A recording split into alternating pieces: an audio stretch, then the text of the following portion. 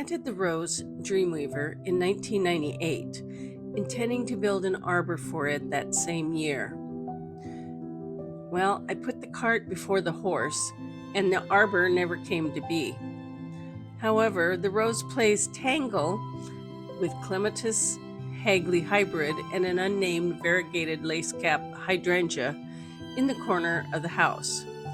There it bakes in a southern exposure position and receives very little supplemental water. The rose proved disease resistant in my organic garden after it was established.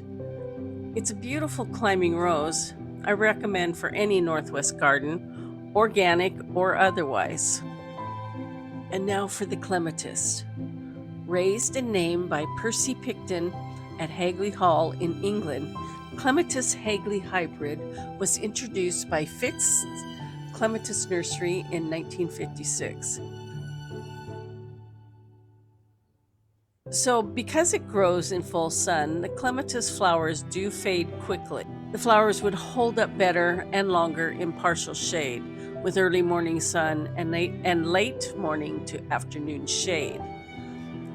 When the buds open to flowers, they take on more lavender hues. The not so vigorous vine reaches 8 feet tall, making Hagley Hybrid an excellent choice as a container grown plant also. Although it was a flop, I wouldn't call it a flop. It was more like a free-for-all with plants clamoring all over each other in an utterly beautiful, tangled mess. A Dreamweaver for sure.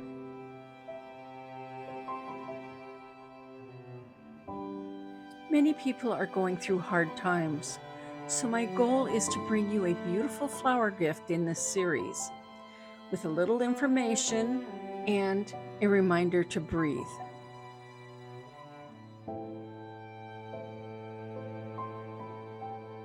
As always, happy gardening.